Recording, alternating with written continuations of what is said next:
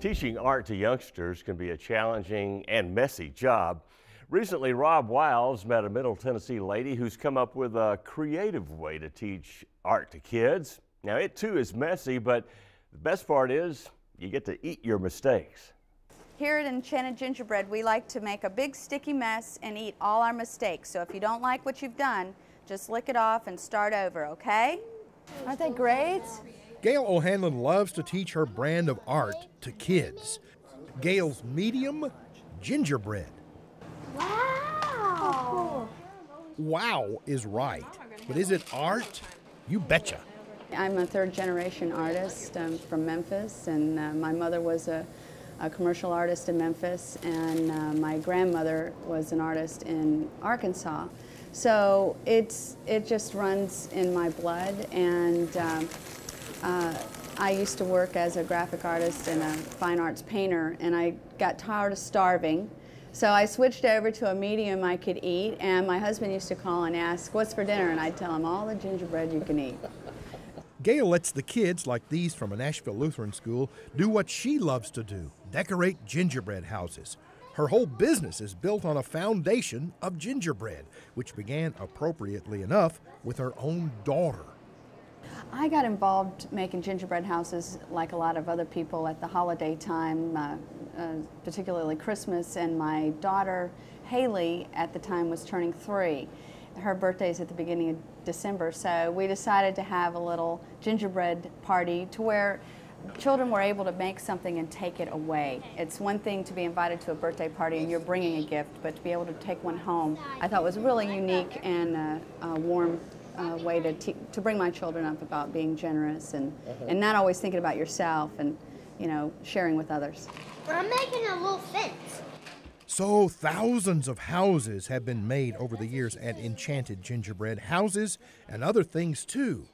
I wake up in the middle of the night just pondering, what can I make out of gingerbread? We make ornaments out of gingerbread, we make houses, cookies. All kinds of cookies, some personalized to fit the eater.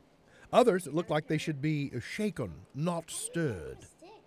Happy hour is very happy, and that is a dry martini.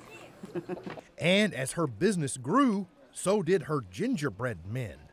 We now make this giant 23.5-inch gingerbread boy cookie that we're sending out in the form of kits so that, you know, I've researched the internet and they're, you know, the largest I've been able to find, their jumbo is 12 inches and, you know, that's just not jumbo to us. I know she said she could personalize these, but this is, I never thought. Tickles. If it sounds like Gail is, well, obsessed with gingerbread, she pleads guilty, happily, to that charge. I have an addiction. I'm addicted to this, the smell, the taste. It's a creative challenge to me, and I have such a passion for it, I can't explain it.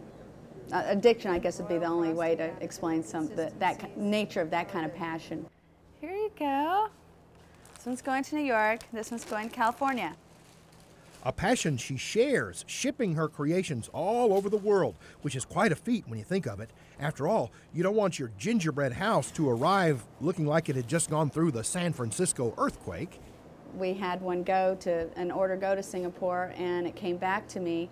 And the Postal Service, my friends at the Postal Service handed me the house, and it was marked "House Demolished." And it hadn't been open, and I didn't understand what does this mean? What do we do? We've never had this happen. He said, "Oh no, the house it was sent to in Singapore was demolished. Your house is fine."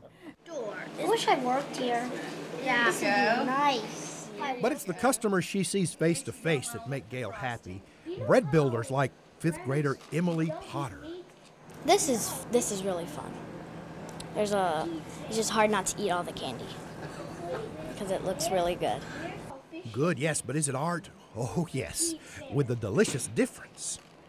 I guess you still get messy, like if you're working with paint or clay or something. But it's different because it's icing and candy and you can eat it. But I wouldn't want to eat clay, 'cause Oh, definitely not.